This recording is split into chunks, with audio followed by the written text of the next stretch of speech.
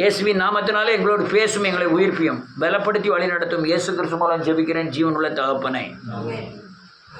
நீதிமானுக்கு வரும் அநேகமாயிருக்கும், ஆனால் கர்த்தர் விடுவிப்பார். நல்ல கவனிங்க. என்னத்தின் நீதிமானுக்கு அவ்வளோ பெரிய துன்பம் வரும்? கொத்தனார் வேலைக்கு போவோம், கொத்தனார் வேலை பார்த்துக்கிட்டு இருக்கவனே கூட இருக்கவங்க பூராமே நம்மளை அல்லையா அது இதுன்னு அவ்வளோ புறஜாதியாக இருப்பான். நம்மளை பயங்கரமாக கிண்டல் பண்ணுவான், டென்ஷன் ஆக்குற அளவுக்கு பேசுவான். மீன் மதிப்போடு இருந்த நாம் மதிப்பிழந்து நடக்க வேண்டியிருக்கும். தெருக்காரங்க நம்மளை மதிக்க மாட்டான், சொந்தக்காரங்க நம்மகிட்ட பேசவே மாட்டான், ஏதோ எதிரி பார்க்குற மாதிரி பார்ப்பான். அல்லையா அம்மா ஒருத்தன். இப்படி பல கோணங்களில் இந்த பூமியில் பயங்கரமாக வஞ்சிக்கப்படுவோம். அநீதி உள்ளவர்களை பார்த்தீங்கன்னா லேசாக சம்பாத்தியம் பண்ணியிருக்கோம். மாப்பிள்ளெல்லாம் அப்படி பைக்கை எடுத்துகிட்டு போனார்னா வரும்போது பார்த்து 50,000 ரூபாய் தான் வீட்டுக்கு வர்றது. ஆனால் நம்ம 10 பைசா செஞ்சாலுமே வீட்டில் படுத்து உறங்க முடியல. ஒரு 100 ரூபாய் ஏமாற்றிட்டோம்னா நம்மளால் வீட்டுக்குள்ளே ஒரு ஆள் உள்ளே இருந்து பேசிக்கிட்டே இருக்காரு, 100 ரூபாய் ஏமாற்றிட்டான்னு. அவன் நீட்டாக 50,000 ரூபாய் சம்பாதிச்சு வர்றான், 2 கோட்டரை போட்டு வந்து நீட்டாக நல்லா படுத்து உறங்குறான், நல்ல மட்டன் கிட்டெல்லாம் வச்சு சாப்பிடுதான், எங்களை பார்த்தாலும் மாப்பிள்ளை மச்சான் அப்படின்னு பேசுகிறான், ஜாலியாக இருக்கான். நமக்கு அங்கே சினிமா பார்க்கக்கூடாது, அங்கே அவங்கக்கிட்ட பேசக்கூடாது, இவங்கக்கிட்ட பேசக்கூடாது, தண்ணி அடிக்கிற இடத்துக்கு போகக்கூடாது, கெட்ட வார்த்தை பேசுகிற இடத்துல நிற்கக்கூடாது. எவ்வளவு கட்டுப்பாடுகள்! நீதிமான் நித்திய கீர்த்தி உள்ளவன். ஆனால் இவ்வளவு கட்டுப்பாடு. இந்த கட்டுப்பாடு மட்டுமல்ல, இதை விட பயங்கரமான அல்லேலூயா உபத்திரவங்கள் வரும் நீதிமானுக்கு. அல்லேலூயா. யார் நீதிமான்? நீதி செய்கிறவன் நீதிமான். நல்லா கவனிக்கணும், கவனிச்சுதான் புரியும். நான் சரியானபடி போதிக்கணும்னு நினைக்கிறேன். நீதி செய்கிறவன் நீதிமான். உன்னுடைய நீதி கந்தையை போலும். அவ எப்படி நீதிமானாக முடியும்? என்னுடைய அநீதியை சொல்லுங்க, இயேசு சிலுவையில் சுமந்து மரித்ததினாலே நான் அதை விசுவாசிக்கும் பொழுது நீதிமானாய் மாற்றப்படுகிறேன். நான் நீதிமானால இல்லை, நான் நீதிமான ஆகவும் முடியாது. எவ்வளவுதான் நீதி செய்தாலும் என்னுடைய நீதி கந்தையை போல அழுக்க போல தான் இருக்கு. ஆனால் நான் செய்த அநேக தவற்றுக்குண்டான, மீறுதலுக்குண்டான, பாவத்திற்குண்டான எல்லா தண்டனையும் இயேசு ஏற்றுக்கொண்டு அந்த நீதியை ஏமல என்ன செஞ்சிட்டாரு வச்சு என்னை நீதிமானா என்ன செஞ்சிட்டாரு மாற்றிட்டார். நான் இப்ப சொன்னோம்ல, இது தேவ நீதி. என்ன தேவநீதி? நீங்க செய்த தவறுக்கு எந்த கரையும் கட்ட முடியாது. ஆனால் அந்த கரையத்தை தன்னுடைய இரத்தத்தினாலே இரத்தத்தினை சிந்தி உன்னை மீட்டெடுத்து நம்மை நீதிமானாய் மாற்றினார். அதான் எழுதியிருக்கிறேன். என்னை அல்லேலூயா ஆபிரகாம் தேவனை விசுவாசித்தான், அது அவனுக்கு நீதியாக எண்ணப்பட்டது.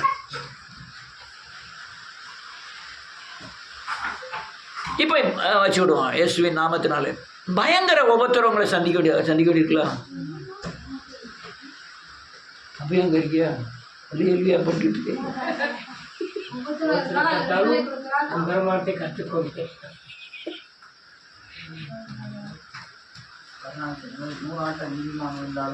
எழுந்திருப்பான். 3 ஆட்டையா எழுந்திருப்பான் நீதிமான். நீதிமான் நித்திய கீர்த்தி உள்ளவன். எந்த நீதிமான்?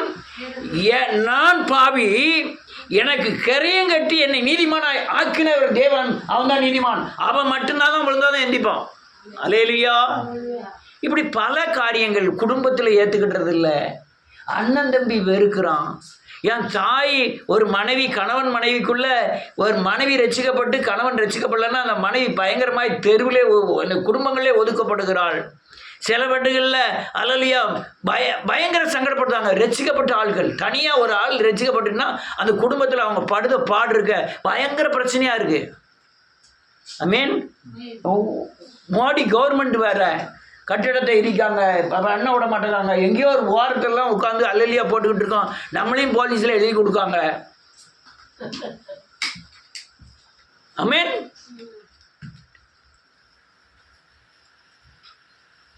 ஆனால் ஏன் இது ஏன் படணும்? இல்லை உங்க வீட்டுக்கு போங்க, நான் வீட்டில் போய் படுக்கேன், அடுத்த வர வேண்டாம் அப்படின்னு சொல்லிட்டு போக வேண்டியதானே? ஏன் போல சங்கடப்பட்டு கரண்ட் இல்லாமல் பூன்னுக்கிட்டு காய்ச்சலோட வந்து சோறை பொங்கிக்கிட்டு இதெல்லாம் தேவையா? அல்லையா? அதை தான் நீ சொல்ல போகிறேன். ஏன் நீதிமான் ஏன் கஷ்டப்படுறான், எப்படி அவன் சமாளிக்கணும் அப்படிங்கிறத சொல்ல போகிறேன். வாசிக்கலாம். மத்தேயு எழுதின சுவிசேஷம் 1வது அதிகாரம் 14, 15, 16.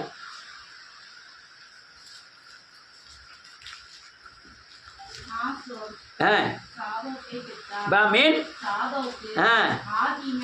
ஆமீன்,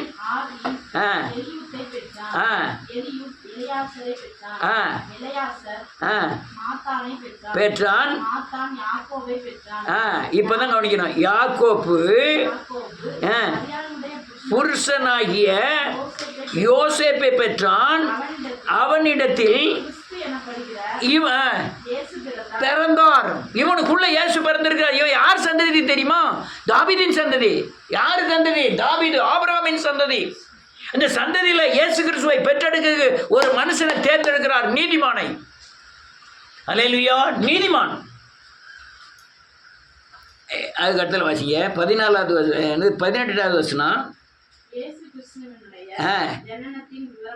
ஆமீன், ஆமீன், ஆமீன்.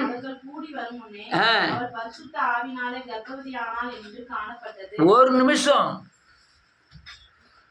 நியமிக்கப்பட்டிருக்கான், கல்யாணம் ஆகலை. இன்னைக்கு கல்யாணம்னு சொல்றாங்க. ஒருத்தன் வந்து ஓடியான்னு சொல்றான், உங்க வீட்டம்மா கர்ப்பமா இருக்கான்னு. இந்த அநியாயம் வரவே கூடாது. இந்த மணியனுக்கு ஒரு கள்ளக்குறிச்சியில் போய் ஒரு பொண்ணை பார்த்துட்டு வந்தோம். பொண்ணை பார்த்துட்டு வந்து கெட்டதுக்கு அடுத்த வாரம் கல்யாணம். இவங்க எங்கள் எல்லா பக்கமும் கல்யாணத்துக்கு ஆயுதம்லாம் வச்சுட்ருக்கான். பொண்ணு எழுத்து வீட்டுக்காரன் கூட ஓட்டிட்டு. எவ்வளோ பெரிய இந்த கடையத்தில் ஒரு பிரச்சனை நடந்தா சொன்னாங்க. இந்த பிள்ளை லவ் பண்ணி கல்யாணம் முடிச்சு 8 நாளுக்குள்ளே அவன் மருந்து குடிச்சு எடுத்து போயிட்டான் அந்த பையன். இந்த தெரியாத மாதிரி முடிக்கியா?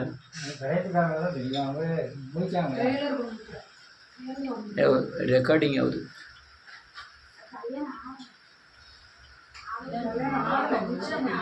நிச்சயம் பண்ணியிருந்தது. கல்யாணம் ஆகலை, நிச்சயம் பண்ணியிருந்தது. அவ முதல்ல அவ லவ் பண்ணியிருக்காவோ. லவ் பண்ணி ரொம்ப நாள் நீ தான் நான் தான் நீ அப்படின்லாம் பண்ணியிருக்காங்க. அது திடீர்னு ஆள் அவுட்டு. எப்படி இருக்கும் அந்த பிள்ளைக்கு? இல்லை அந்த கணவன் இருந்து மனைவி செத்துட்டா எப்படி இருக்கும்? அதை விட கொடுமை என்ன தெரியுமா? நாளைக்கு கல்யாணம், உன் வீட்டுக்காரி கர்ப்பமாக இருக்கா, தூக்கு போட்டு செத்துருவான். அவ்வளோ பெரிய அவமானம், பயங்கரமான அவமானம். யாருக்கு? யோசேப்பு யாரு? நீதிமான். யாரு?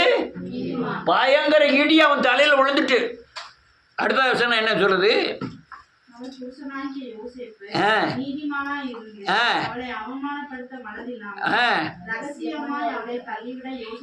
என்ன எழுதிருக்கு பாருங்க. இதுதான் ஆவிக்குரிய மனுஷனுடைய டீல். அவ வீட்டை இவங்க என்ன செய்வாங்க? கேஷ் போட்டுருவாங்க. இல்லைன்னா அப்பாவை அம்மையும் கூப்பிட்டு என்னம்மா நடக்கு, எப்படியா கட்டி கொடுக்க பண்ண, எவ்வளோ செலவாயிட்டு தண்டம் கொடுப்பாங்க. ஆனால் அவன் அப்படி செய்யலை. ரகசியமாய் அவளை தள்ளி விடலாம்னு இருந்தான். யாருக்கு வர்ற பிரச்சனை? நீதிமானுக்கு வர்ற பிரச்சனை. அங்கே எப்படி தெரியுமா? மரியாள் கர்ப்பமானா, புருஷன் இல்லாமல் கர்ப்பமானா, நடு தெருவில் கொண்டு விட்டு ஆளுகள்லாம் கூடி நின்று கல்லை எடுத்து கல்லை கொண்டு எறியணும். நியாயபரமான சட்டம். இவன் ஊன்னு சொல்லியிருந்தான்னா மறுநாள் மரியாள் கல்லறியப்பட்டு செத்துருப்பான். ஆனால் இவன் மனதில் அவனுக்கு தள்ளிவிட மனதாக இருந்தான். ஆசாரியனை கூப்பிட்டு இப்படி நடந்துன்னு சொன்னாலே போதும். அவ்வளோ பெரிய அவமானம். அடுத்தால என்ன எழுதிருக்கு? ஆ ஆமீன் ஆமீன். யோசேப்பே ஐயப்படாதே. ஆமீன். தாவீதின் குமாரனாகிய தாவீதின் வம்சத்தில் வந்த யோசேப்பே, நீ ஐயப்படாத, அவனை சேர்க்கறதுக்கு ஐயப்படாத. அவன் வயிற்றுல இருக்குது. யார்கிட்ட சொன்னாரு? யார் சொன்னா? உங்ககிட்ட ஏன்டி என்ன செய்யல? பக்கத்து வீட்டுக்காரிக்கு ஒவ்வொரு நாளும் வயிறு பெருசாகிட்டு இருக்கு, கல்யாணமே முடியல, குழந்தை போயிருக்க போது என்ன செய்வாங்க? அவமானமா இல்லையா? பயங்கர அவமானம். ஆண்டவர் சொல்லிட்டாரு, நீ பயப்படாதன்ட்டாரு. இவன் போய் யார்ட்டும் போய் ஒரு ஆள்கிட்ட போய் சொல்லானு, சாமுவேல் ஐயா வீட்டம்மா வயிற்றுல இருக்குது, பரிசுத்த ஆவியானவர் நிரப்பப்பட்டது, ஆமான்னு கேட்டுக்கிடுவீங்க.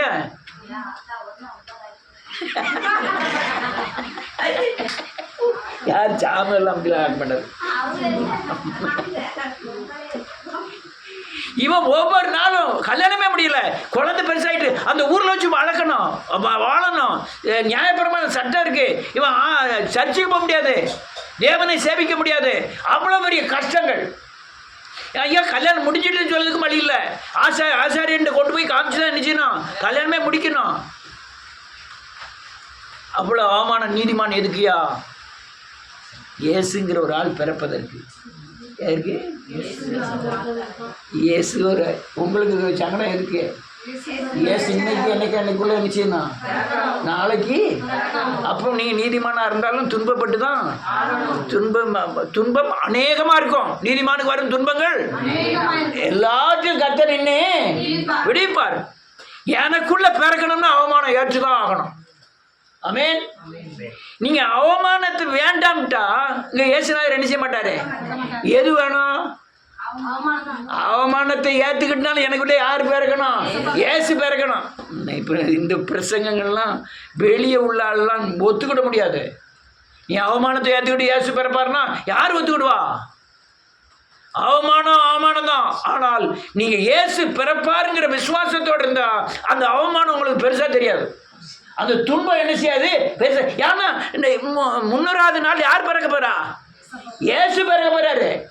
இந்த அவமானத்தெல்லாம் அப்படியே அந்த எங்கள் வீட்டுக்கு பக்கத்து வீட்டுக்கார பிள்ளையே ஒருத்தர் இந்த கர்ப்பமாக இருக்குது, ஒருத்தர் போய் பார்க்க மாட்டேங்காங்க. இவ போய் நின்று உன் பையனோட பேசு, உன் பையனை தடவி கொடு பேசு அப்படின்னு சொன்னோடனே அவளுக்கு பயங்கர சந்தோஷம். உங்கள்கிட்ட ஒன்று தான் உன் பையன் இருக்காமல, பையன்கிட்ட பேசுன்னு சொன்னோன்னே பயங்கர சந்தோஷம். அதுதான் இயேசு கிறிஸ்துவினுடைய தன்மைகள். அல்லேலூயா. உனக்குள்ள இயேசு கிறிஸ்து பேச போறாரு. அந்த அவமானம் என்ன செய்யும்?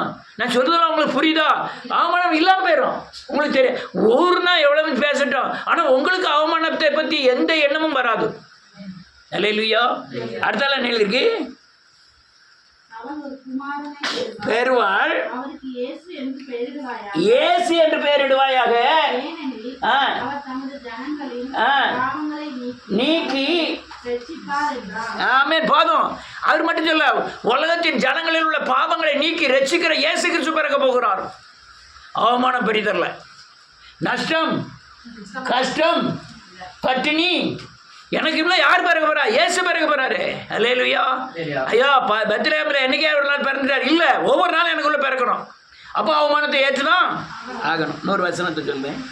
யோபுவின் புஸ்தகம். இன்னொரு மனுஷன் நீதிமான், அவன் பட்ட பாடுகளை பாருங்க. 1வது அதிகாரம். யோபு 1வது அதிகாரம் 1 வசனம் 2வது வசனம். வீட்டு உண்மை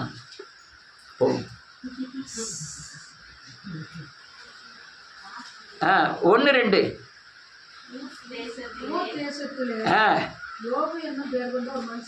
ஆமென். உத்தமனும் சன்மார்க்கனும் மனுஷன் இருந்தான். 7 குமாரரும். ஆமென்.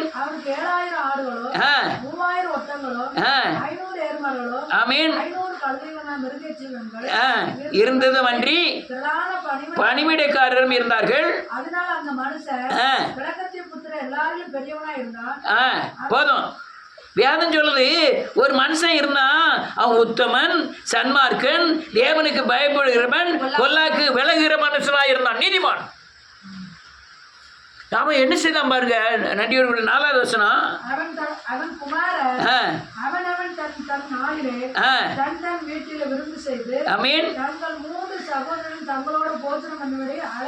அழைப்பார்கள்.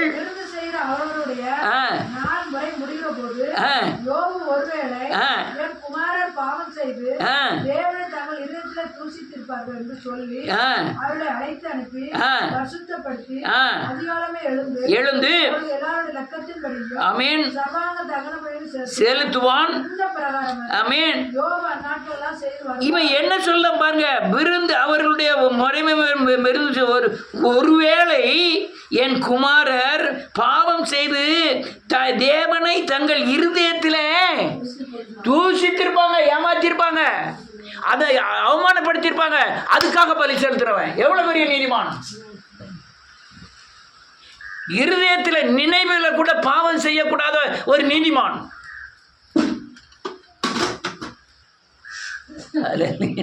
பார்க்கணும். அவ்வளவு பெரிய நீதிமான். இருதயத்தின் பாவத்தை கூட, அதுவும் மகனுடைய இருதயத்தின் பாவத்தில் கூட பாவம் செஞ்சிடக்கூடாதுன்னு நினைக்கிறவன் ஆண்டவரே சொல்ல இருப்பாங்க. 8வது வசனம்.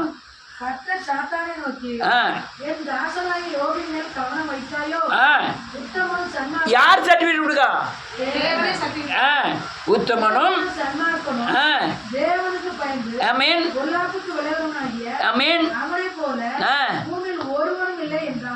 பெரிய நீதிமான் அவனை போல பூமியில் ஒருத்தர் மேல தேவனை சர்டிபிகேட் கொடுக்காரு.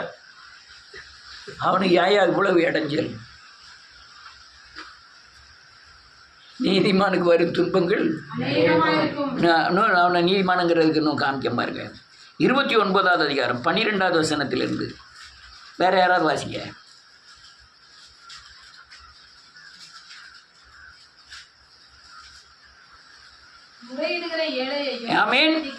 பிள்ளையையும் ரட்சித்தேன். என்மேல் வந்தது கெம்பீரிக்க பண்ணினேன், தரித்து கொண்டேன் இருந்தது. ஆமென். இருந்தது. கண்ணும் காலுமாய் இருந்தேன். ஆமென்.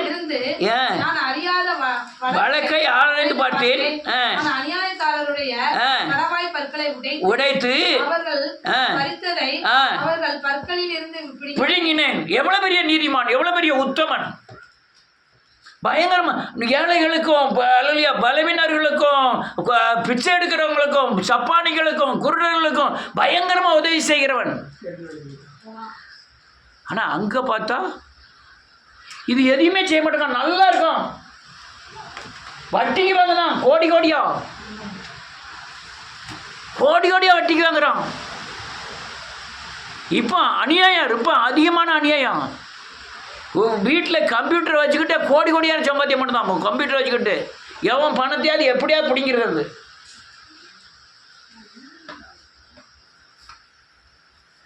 இது துருமா எங்கே நடந்துக்கிட்டு இருக்கும்போது அங்கே எங்கடைய போகிற ஆய்க்கு முடியும். இங்கே நடக்குன்னா அங்கே ஆரம்பித்த உடனே உடையாந்து உட்காந்துடணும். அதுக்கு முந்தி நீ போயிட்டு வந்தாலும் சரி, இங்கே ஆரம்பிச்சுன்னா டக்குன்னு உடையாந்து உட்காந்துடணும். அல்லேலூயா. இன்னொரு வசனத்தை வாசிக்கும். 31வது அதிகாரம். நீதிமான்களுக்கு ஒரு சில வசனங்களை காமிக்க. 31 அதுக்கு 30க்கு அடுத்தது 29, 30, 31 6வது வசனத்திலிருந்து.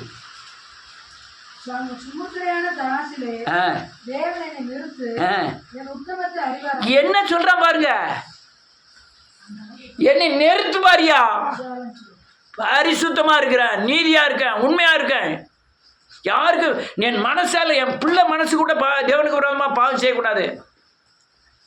அடுத்தால என் நடைகள் வழியை விட்டு விலகினதும் என் இருதயம் கண்களை பின்தொடர்ந்ததும் ஆமென். ஏதாயிலும் ஒரு மாசு என் கைகளை ஒட்டி எவ்வளவு பெரிய நீதிமான். என் நடைகளை நான் பேசுறது நடக்கிறதெல்லாம் ஒரு சின்ன தப்பு இருந்தா சொல்லியா? அதான் முதல்ல சொல்றேன், திராட்சை வச்சு நிறுத்து பாரியா.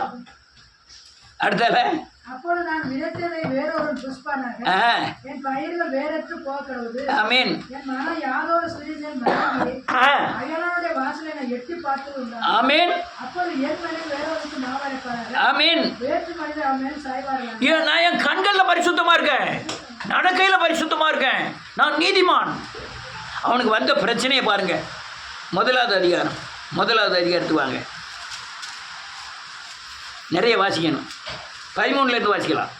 பின்பு ஒரு நாள் யோபுடைய குமாரரும் அவன் குமாரத்திகளும் தங்கள் மூத்த சகோதரன் வீட்டிலே புசித்து குடிக்கும் போது ஒரு ஆள் அவனுக்கு வந்து எருதுகள் விழுந்த போது கழுதைகள் அவைகளின் பக்கத்தில் மேய்ந்து கொண்டிருக்கிறது. சபையர் அவைகள் மேல் விழுந்து அவைகளை சாய்த்து கொண்டு போனார்கள்.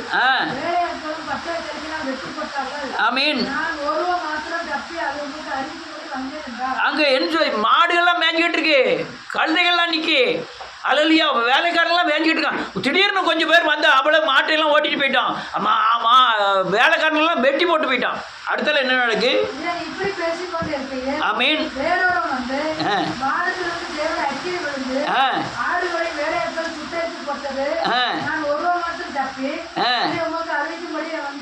மொத்தம் 3000-4000 ஆடுகள் ஒரே அக்னியில சுட்டடிக்கப்பட்டுட்டு 10 ஆடு காரில் அடிபட்டதுக்கே நம்ம எவ்வளோ சங்கடப்பட்டோம். 3000-4000 ஆடுனா அடுத்தால பாருங்க. அடுத்தால என்ன நஷ்டத்தை பாருங்க. இப்படி பேசிக் கொண்டிருக்கேன். வேறொருவன் வந்து கழுத்தை 3 பவுஞ்சாய் வந்து ஒட்டக மேல் விழுந்து அவர்களை ஓட்டி கொண்டு போனார்கள். வேலையாட்களை பட்டை கருக்கினால் வெட்டி போட்டார்கள். கொஞ்சம் பேர் வந்து ஒட்டகத்தெல்லாம் பத்திட்டு போயிட்டோம். அடுத்தல நான் ஒருவன் தப்பி அதை உங்களுக்கு அறிவிக்கும்படி வந்தேன்டா. இப்படி பேசிக் கொண்டிருக்கேன்.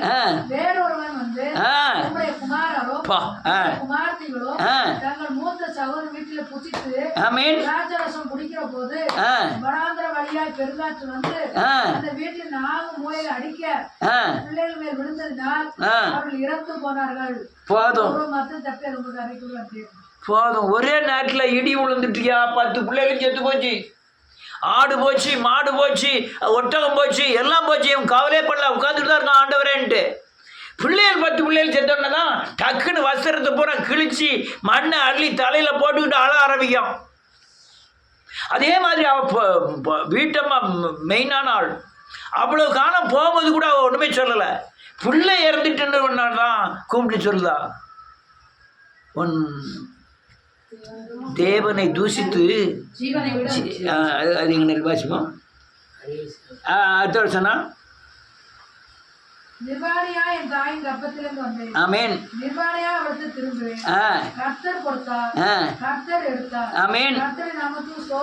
யார் சொல்ல முடியும்? ஒரு நீதிமான்.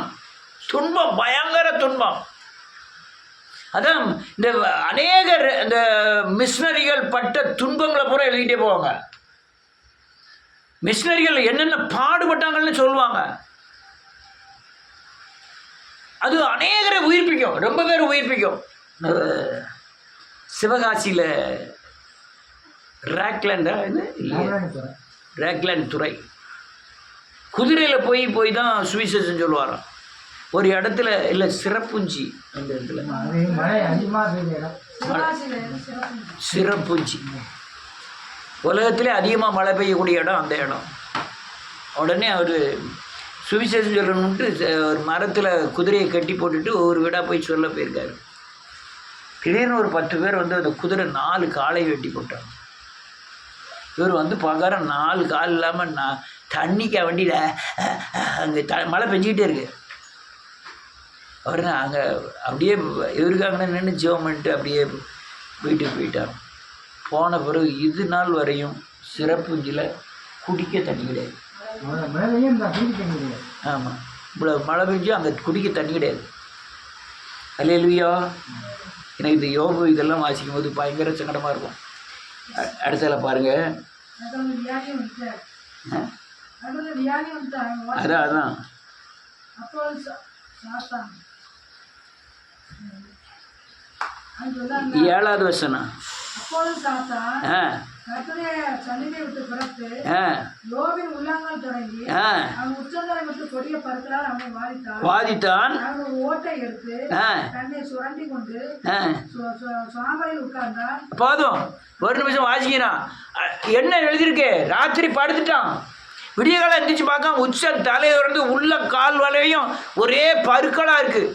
பருக்கள் மட்டும் இருந்தால் போகிறது, ஊறல் வேற, பயங்கர ஊறல் ஊறிக்கிட்டே இருக்கு. அவன் விரல வச்சு சொரிதான் ஊரல். அந்த ஊரல் வந்து அதுக்கு அந்த விடுதலை கிடைக்கல, ஓட்டை எடுத்து சொரிதான். சுகம் எதிரில் தெரியுமா? ஆனால் கொஞ்ச நேரம் கழிச்சு மேல் காலெல்லாம் சொரிய ஆரம்பிச்சிட்டான்.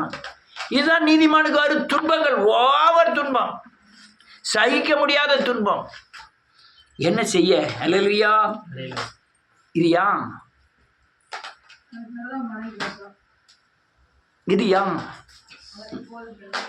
அதுக்கு மேலே மணி சொல்ல 9வது வசனம். அவனை பார்த்து நீர் இன்னும் உம்முடைய உத்தமத்தில் உறுதியாய் நிற்கிறீரோ தேவனை தூஷித்து ஜீவனை விடும் என்றார். ஆமென். இன்னும் உத்தமத்தில் உறுதியா இருக்கியா? தேவனை தூஷித்து ஜீவனை விடுவியா? அப்படிங்க. அல்லேலூயா. நீங்க அதுக்கப்புறம் 42வது அதிகாரம் வரை 10வது வசனம். அதற்கு அவன், நீ பைத்தியக்காரி பேசுகிறது போல பேசுகிறாய், தேவன் கையில நன்மை பெற்ற நாம் பெற வேண்டாமோ என்றான். கேட்டுக்கிடுங்க, வீட்டில எல்லாம் பேசும்போது அப்படி பேசணும், பைத்தியக்காரி மாதிரி பேசாதான்னு சொல்லணும். ரைட். அடுத்தால ஒரு வசனத்தை வாசிப்போம். கடைசி அதிகாரம். யாராவது வாசியவங்களே வாசிக்காம எல்லாரும் வாசிச்சா நல்லா இருக்கும். எல்லாரும் சோர்ந்து போயிட்டீங்க, வாசிக்கலாம். அல்லேலூயா. 12வது வசனம். ஆமென் ஆமென். ஆசீர்வதித்தார். 14,000 ஆடுகளும் 3,000 ஒட்டம் தான் செத்துது. 6,000 ஆட்டு ஒட்டகங்களும் ஏர்களும் உண்டாயின. 7 குமாரரும். ஆமென். நல்ல வேலை டபுளா அது கொடுக்கல, 20,000. அடுத்தால மூத்த மகளுக்கு எலிமால், ஆமென், இரண்டாம் மகளுக்கு கெத்சிலால், ஆமென், மூன்றாம் மகளுக்கு கேனாப் என்று பெயரிட்டான். தேசத்தில் எங்கும் யோபின் குமாரத்திலே போல் சௌந்தரியமான பெண்கள் காணப்படவில்லை. இல்லை. அல்லேலூயா. போதும். இதுதான் பின்னால் ஆசீர்வாதம் வரும். ஆனால் 41 அதிகாரம் வரையும் கஷ்டப்படணுமே. கூட 4 பேர் வந்து ஏளனமாக பேசானே. அவ்வளோ நீதிமான போய் பேசான். நீ நீதியில் தப்பு பண்ணியிருப்ப, சரியாக நடந்திருக்க மாட்ட, தேவனுக்கு விரோதமாக பேசியிருப்ப, அப்படி இப்படின்னு பேசான். அவ்வளவு எல்லாத்தோட அன்பு எது தெரியுமா? இவனு வந்து நான் கூட உட்காந்து பேசானே, அதுவும் பெரிய சங்கடம். அல்லேலூயா. நான் இந்த சினிமாலாம் பார்க்கும்போது நினைப்பேன், ஹீரோவாக இருக்கணுமா வில்லனாக இருக்கணுமா?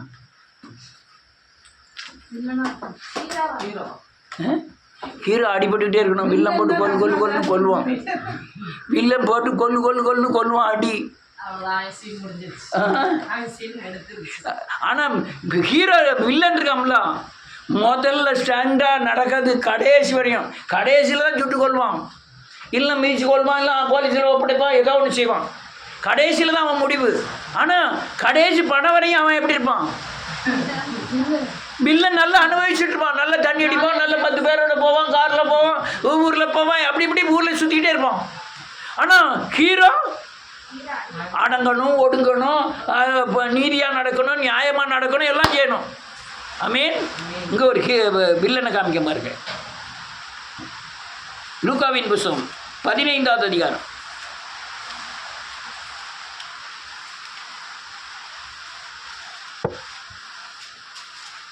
பன்னிரெண்டாவது வசனத்திலிருந்து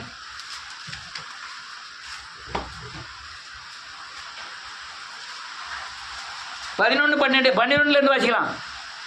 இன்னும் அவர் சொன்னது, ஒரு மனுஷனுக்கு 2 குமாரர்கள் இருந்தார்கள். அவர்களில் இளையவன் தகப்பனை நோக்கி, தகப்பனே, ஆஸ்தியில் எனக்கு வரும், அங்கே எனக்கு தர வேண்டும் என்றான். அந்தபடி அவன் அவர்களுக்கு அவனுக்கு தன் ஆஸ்தியை பங்கிட்டு கொடுத்தான். ஆமென். சில நாட்களுக்கு பின்பு எனக்கு ஒரு நிமிஷம்.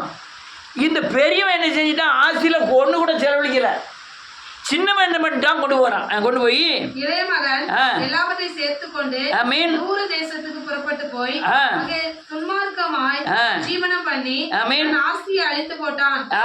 எல்லாவற்றையும் அவன் செலவழித்த பின்பு அந்த தேசத்திலே கொடிய பஞ்சம் உண்டாயிற்று. என்ன பஞ்சம் உண்டாயிட்டு கொண்டு போ. இப்ப ஜோஸ்வாட்டு ஒரு 10,000 ரூபாய் கொடுத்து செலவழினா எப்படி ஜாலியா இருக்கும்? நேர பொருள் காட்சியில் போய் அந்த பெரிய ராட்டில் சுத்த வேண்டியது, சின்ன ராட்டில் சுத்த வேண்டியது, அங்கே ஓடி எங்கள் ஊரில் 7 பையங்க இவ்வளோ மாதிரி பையங்க ஊருக்குள்ளே பூரா கலவங்க ஆரம்பிச்சிட்டானுவோ. கிறிஸ்மஸுக்கு மட்டன் கிட்டெல்லாம் வச்சு ராத்திரி பூரா அங்கே இருக்கணும்ல, இவன் பார்த்துக்கிட்டே இருந்திருக்கான். 7 பேர் விடும். அந்த நாலாஞ்சி அது பேர் சூரப்புரம். அங்கே போய் இவன் போன் தண்ணி இருந்துட்டு பிறகு மாடிப்படி ஏறி அங்கே மாடிப்படி கதை உடைச்சி கீழே இறங்கி எல்லாரும் உள்ளோடி பூட்டிக்கிட்டு அங்கே மட்டன் கிட்டெல்லாம் குளிச்சு சாப்பிட்டுட்டு மட்டன் கிட்டெல்லாம் நல்லா சாப்பிட்டுட்டு அங்கே இருந்து ரூபா நகை எல்லாத்தையும் அள்ளிட்டு போயிட்டானுவோம். இப்படி எத்தனையோ வீட்டில் பண்ணியிருக்கான். இவ்வளோ ஒரு பையனால போலீஸால் கண்டே பிடிக்க முடியல. சின்ன பயிர்வா. அதில் ஒரு பையன் மாத்திரம் கொஞ்சம் பெரிய பையன். அவன் என்ன செஞ்சிட்டான்? வீட்டில் உள்ள பீரோலே, அவன் வீட்டில் அம்மா அப்பா இல்லை, வீட்டில் உள்ள பீரோவில் ஒயின் ஷாப் ஆகிட்டான். இவனை ஒரு பையன்லாம் கூப்பிட்டு வா ஒரு கிளாஸ் அடிச்சுக்கோ, நம்ம காலை போய் மாதிரி யாராவது என்ன மருமோனா எங்கே என்ன செய்ய அப்படின்னா போதும், வாங்க மாமா உள்ளே வாங்க மாமா, மைனி அங்கே ஒன்றும் செய்யாதீங்க சும்மா இருங்க வாங்கன்னு கூட்டு போய் நல்ல புள்ள தண்ணி அடிச்சுட்டு நீ போக சொல்லுது. ஆனால் சின்ன பேரும் அப்படி தானே செய்வான். சரி தெரிஞ்சவன் பழகிறவன் பேசுகிறவன் எல்லாவனையும் கூட்டி கொண்டு போய் தண்ணி அடிக்க ஆரம்பிச்சிட்டான். இவன் தண்ணி அடிச்சுட்டு போத குறைஞ்ச வர இவனுக்கு யாது இவ்வளோ ரூபா குறைஞ்ச சரக்கே அங்கே இருக்காது, எல்லாம் கூடின சரக்கு தான். உள்ளே போய் பார்த்துருக்கேன் பீரோ நிறைய சரக்கு இருக்குது. இவனுக்கு ஏது தெரியலையேன்னு அப்படியே யோசனை பண்ணிக்கிட்டே இருந்திருக்காங்க. எவனோ போட்டு விட்டான் போலீஸுக்கு. வந்து தூக்கணும், ஒருத்தர் தான் தூக்கணும், 7 பேரையும் முடிச்சிட்டாங்க. அல்லேலூயா. பிடிக்கல நகை பணத்தோட கொஞ்ச நாள் என்ன செஞ்சிட்டான்,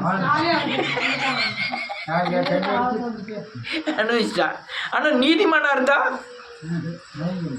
தண்ணி அடிக்கக்கூடாது, பொய் சொல்லப்படாது அப்படின்னு இருக்கணும். ஆனால் இப்போ பாருங்க, இவன் அதே மாதிரி தான் அந்த கதையை தான் செஞ்சான்.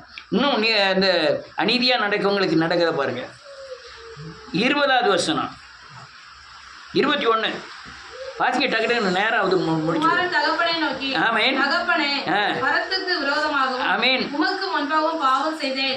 இனிமேல் உம்முடைய குமாரன் என்று சொல்லப்படுவதற்கு நான் பாத்திரன் அல்ல என்று சொன்னான். அப்பொழுது தகப்பன் தன் ஊழியக்காரரை நோக்கி, நீங்கள் உயர்ந்த வஸ்திரத்தை கொண்டு வந்து யாருக்கு பாவம் செய்தேன். ஆனா பாவம் செய்யாத நீதிமானுக்கு என்ன கிடைக்கு? ஒண்ணுமே இல்லை. மோதிரத்தை போட்டேன் வஸ்திரத்தை கொண்டு வந்து இவனுக்கு உடுத்தி இவன் கைக்கு மோதிரத்தையும் கால்களுக்கு பாதரட்சைகளையும் போடுங்கள். நல்ல வஸ்திரம், மோதிரம், பாதரட்சை மீறினவனுக்கு அவன் வயக்காட்டில் கிடந்து சாவுதான், உழுதுட்டு கிடக்கான். யாரு? நீதிமான். பாவம் செஞ்சுவேன் மனம் திரும்புதல், அது வேற ஒரு சத்தியம். இவன் அநீதிமானுக்கும் நீதிமானுக்கும் உள்ள இந்த வித்தியாசத்தை தான் சொல்லிட்டு வரேன். அடுத்த வசனம் என்ன இருக்கு? கொடுத்த கன்றை கொண்டு வந்து அடியுங்கள், ஆமென், சந்தோஷமா இருப்போம். என் குமாரனாகிய இவன் மரித்தான், ஆமென், திரும்ப உயிர்த்தான். போதும். இன்னொரு வசனத்தை வாசிப்போம். 29வது வசனம், 28வது வசனம். அப்பொழுது அவன் கோபமடைந்து, யாரு? நீதிமான். உள்ளே போக மனதில்லாத இருந்தான். தகப்பனோ வெளியே வந்து அவனை வருந்தி அழைத்தான். அவன் தகப்பனுக்கு ஆமென், பிரதியுத்தரமாக, இதோ இத்தனை வருஷ காலமாய் நான் உமக்கு ஊழியம். இதோ நீதிமானோட நிலைமை. 30 வருஷமா ஓடிக்கிட்டு இருக்கமையா, ஒன்றும் காணல. அவன் நீதிமான் சொல்லலாம், நான் இவ்வளவு நாள் வந்துட்டு உமக்கு ஊழிக்கிட்டேன். ஒரு காலம் உம்முடைய கற்பனையை ஒரு நாள் மீறினது கிடையாது. அவனுக்கு மோதிரம் போட்டுரு, வேட்டி கட்டுறாரு, நல்ல செருப்பு போட்டுறாரு, நல்ல கீழ வாத்தியங்களை கொண்டு போய் நல்லா அடின்னு அடித்து அவனை வரவேற்காரு. அதில் ஒரு பெரிய சந்தோஷம். அதுக்கு முன்னாலே அவன் ஆஸ்தியெல்லாம் என்ன செஞ்சிட்டான், நல்லா செலவழிச்சிருக்கான். ஜாலியாக மெட்ராஸ் போயிருக்கான், பாம்பே போயிருக்கான், அவன் பண்ண சுற்றிட்டு வந்திருக்கான். யார் நீதிமான் இல்லை, பாவம் செய்கிறவன். நீதிமானோட கொடுமை ராவும் போதும் அவர் கால் மாட்டிலே கிட கொண்டுதான். என்ன எழுதிருப்பாங்க அதில், ஊழியம் செய்து ஒரு காலம் உம்முடைய கற்பனையை மீறாதிருந்தும் என்னோட சந்தோஷமா இருக்கும்படி ஒரு காலமும் அவனுக்கு மாடு பெரிய கொளுத்த கன்று, இவனுக்கு ஆட்டுக்குட்டியாவது தள்ளி. ஐயா, நீதிமானோட நிலைமை. அப்ப நீதிமானா என்ன செய்யப்படாது. அடுத்தால என்ன இருக்கு பாருங்க, அதான் முக்கியம். ஆசையை அழித்து போட்ட குமாரனாகிய இவன் வந்தவுடனே கொளுத்த கன்றை இவனுக்காக அடித்தீரே என்றான். அதற்கு தகப்பன், மகனே மகனே நீ எப்போதும் என்னோடு இருக்கிறாய், அது போதும். என்ன நடந்தாலும் நான் எங்க இருக்கேன், அவருக்குள்ள இருக்கேன். என்ன நடந்தாலும் அவருக்குள்ள இருக்கேன். அவருக்குள்ள வேணுமா தண்ணி அடிக்கணுமா, அவருக்குள்ள வேணுமா வேட்டி கட்டி நல்ல மோதிரம் போட்டு செருப்பு போட்டு போடணுமா, அவருக்குள்ள இருந்தா போதும். அவர் சொல்ல பாருங்க, என் மகனே எப்போதும் நீ என்ன செய்த என்னோட இருக்கிறாய், எனக்கு என்னென்ன உண்டு அவ்வளோ உனக்கு கூட இது. ஆயா, இதுதான். அடுத்தால சகோதரனாகிய இவனோ மரித்தான், திரும்பவும் உயிர்த்தான், காணாமற் போனான், திரும்பவும் காணப்பட்டான். ஆமைப்படினாலே நாம் சந்தோஷப்பட்டு மகிழ்ச்சியா இருக்க வேண்டுமே. இதான் ரெண்டு பேருக்கு நீதிமானுக்குள்ள வித்தியாசமோ அநீதிமானுக்குள்ள வித்தியாசமோ. அவன் ஜாலியா இருக்கான், இவங்க ரொம்ப நாள் கஷ்டப்படுதான்.